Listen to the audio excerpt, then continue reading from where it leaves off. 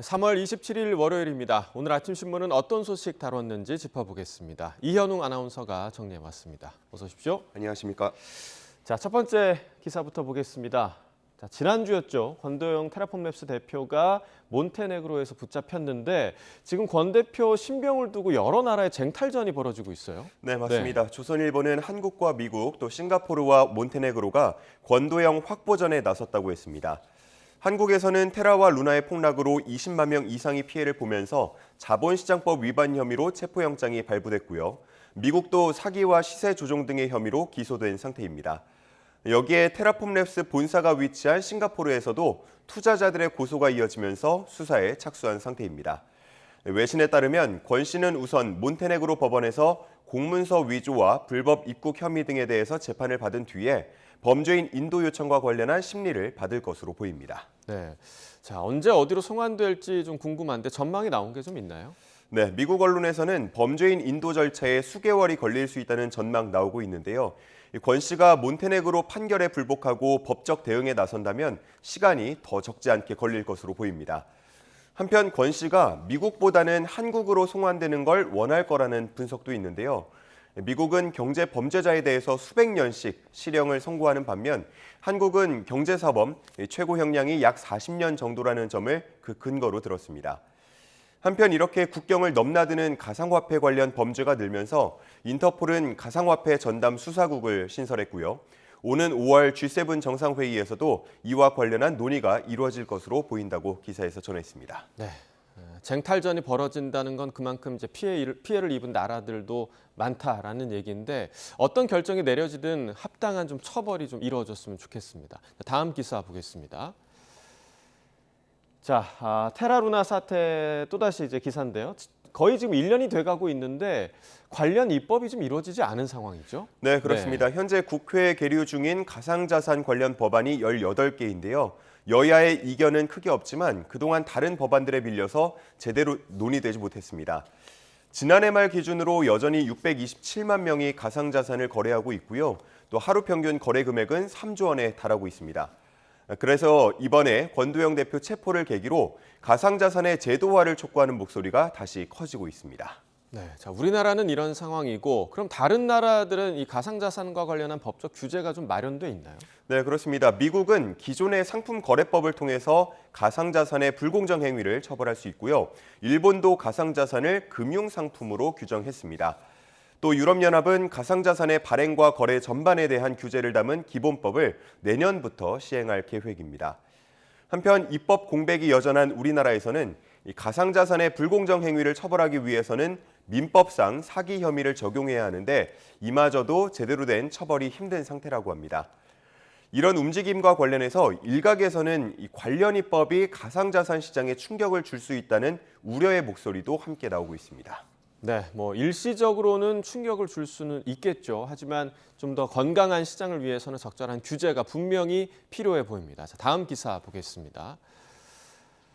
자, 잊을만 하면 이제 아동학대 관련 기사들이 나오고는 하는데 보다 좀 면밀한 시스템이 필요하다 이런 주장이 제기되고 있죠. 네, 그렇습니다. 중앙일보 기사인데요.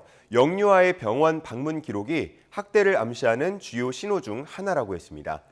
2021년 기준 만 2세 미만 아동 중에 진료나 건강검진 이력이 없는 아동이 2,895명이라는데요.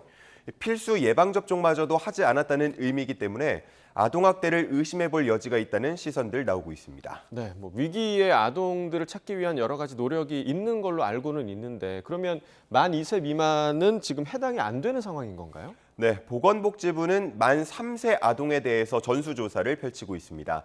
만 3세가 가정 양육에서 어린이집과 같은 공적 양육 체계로 진입하는 시기이고 또 아동이 본인 의사를 표현할 수 있는 시기이기 때문이라고 설명을 하고 있는데요. 조사 체계를 더 세분화하고 다양화할 필요가 있다는 지적 나오고 있습니다. 복지부 측은 의료기관 미진료 등 정보로도 만 2세 미만 아동이 가정 방문 조사 대상에 포함되게 하는 방안을 추진하겠다고 밝혔습니다. 네, 보다 좀 다양한 방법들을 통해서 아동학대만큼은 좀 국가에서 막아줬으면 좋겠다 이런 생각이 좀 드네요. 다음 기사 보겠습니다. 자, 조선일보에 아동학대로 지금 숨진 아이 베트남 부부에 관한 사연이 좀 나와 있나 봐요. 네, 그렇습니다. 아이 위에 올라가서 몸으로 눌러 결국 질식해 숨지게 한 어린이집 원장에 대한 결심 공판이 최근에 열렸습니다. 이 숨진 아이는 베트남에서 온 부부의 아들이었는데요.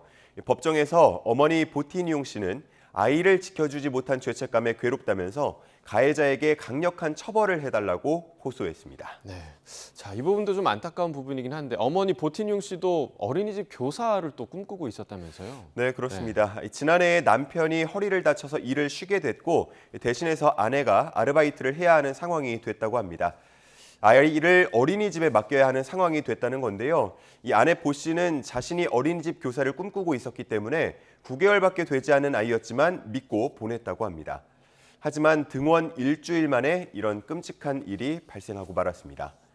재판장에서 어린이집 원장은 고의가 아니었다고 주장했는데요. 베트남 부부는 이 이야기를 듣고 분통을 터뜨렸고요. 재판부에 반성문만 제출할 뿐 한 번도 찾아와서 미안하다고 하지 않았다고 전했습니다. 1심 선고는 다음 달 20일로 예정돼 있습니다. 자, 아이 위에 올라타서 눌렀는데 이걸 고의라고 하지 않는다면 도대체 뭘 고의라고 할 수 있는 건지 정말 이해가 안 되는 부분입니다. 좀 화가 나네요. 자, 다음 기사 보겠습니다. 자, 노인성 침해에 대한 기사인데요. 노인성 침해도 장애로 인정해달라 이런 주장이 있죠? 네, 그렇습니다. 보건복지부 고시에 따르면 뇌 손상이나 뇌 질환으로 지능 저하가 온 경우에 지적장애에 관한 준한 판정을 할 수 있도록 되어 있는데요. 여기에 노인성 침해는 제외한다는 단서 조항이 달려 있습니다. 그러다 보니까 노인성 침해 환자들은 장애인 콜택시나 장애인 주차장 등을 이용할 수 없고요. 고용 등의 장애인 복지 정책 대상에서도 제외됩니다. 그래서 최근 노인성 침해 환자 보호자들과 한국치매협회가 노인성 침해는 본질적으로 지적 장애인들과 같다면서 이를 달리 취급하는 건 헌법상 평등의 원칙을 위반한 거라고 주장하면서 헌법 소원 심판을 청구했습니다. 네, 그럼 이전 주장에 대한 복지부 측의 입장도 좀 나왔나요? 네, 복지부 측은 노인성 침해가 장애로 인정되지 않는 것에 대해서 장기 요양 서비스가 제공되는 이유도 있을 거라고 봤습니다. 기사에서도 단서 조항이 생긴 배경에 대해서 재정 지출 문제와 또 장기 요양 보험 등의 중복 적용 문제 등을 언급했습니다. 자, 한편 이번 헌법 소원에는 기존 장애 판정 기준이 의학적 관점만 반영을 해왔다면 이제는 일상생활 제약 정도를 포괄하는 방향으로 나아가야 한다는 문제의식도 담겼다고 전했습니다. 네, 우리 사회가 고령화 사회가 되면서 이러한 종류의 논의가 더 많아지지 않을까라는 생각이 드네요. 굿모닝 브리핑 이현웅 아나운서와 함께했습니다. 고맙습니다. 감사합니다.